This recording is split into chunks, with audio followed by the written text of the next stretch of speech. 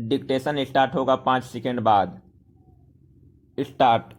अध्यक्ष महोदय, मुझे इस विषय पर यह कहना है कि हमारे देश के जो मालदार लोग हैं और समाज विरोधी कार्यवाहियाँ करते हैं उनकी संख्या बहुत कम है। यह बात सही है कि इस देश के प्रति जो लोग न्याय नहीं करते हैं उनको ऐसा नहीं करना चाहिए, लेकिन यह सब होते हुए भी यह बात माननी पड़ेगी कि इस देश की परिस्थिति ऐसी है कि जिसमें व्यक्तिगत आलोचना करने से लाभ नहीं होगा। इस बात को ध्यान में रखकर हमारे देश के हर एक व्यक्ति को यह सोचना चाहिए कि सब लोगों के साथ एक सा व्यवहार हो, उनको समान अधिकार मिले और सबके वेतनमान एक ही आधार पर निश्चित किए जाएं, ताकि देश में सही रूप से समाजवाद आ सके। लेकिन यह किसी के पसंद करने या न करने का सवाल नहीं है, बल्कि हमारे देश की परिस्थिति ही ऐसी है कि जिसके अंदर इसको लागू नहीं किया जा सकता है। ऐसी हालत में इस प्रकार के कानून बनाने से या इस किस्म की पाबंदियां लगाने से देश का हित नहीं होगा। आप उनको बना सकते हैं, आप ऐसा कर सकते हैं, लेकिन यह बात आपको समझ में नहीं आई। इस संसार में और भी बहुत सी चीजें हैं जिनको अक्ल के फंदे में नहीं बांधा जा सकता है, और हमारे देश का जो जनजीवन है उसमें इस किस्म की पाबंदियां नहीं लगाई जा सकती है।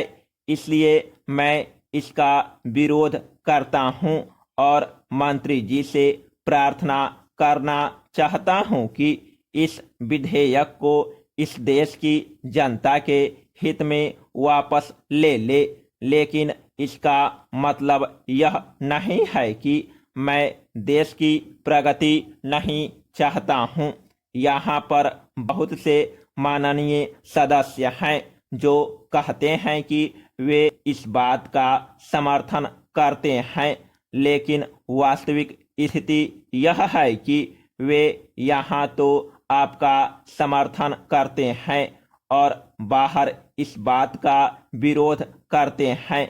आपको समझ लेना चाहिए कि जब तक आपकी पार्टी के लोग इसका विरोध करते हैं तब तक आपको इस बात को ध्यान में रखना पड़ेगा कि देश की जनता के ऊपर इस प्रकार का कानून नहीं लादा जा सकता है। Paragraph change.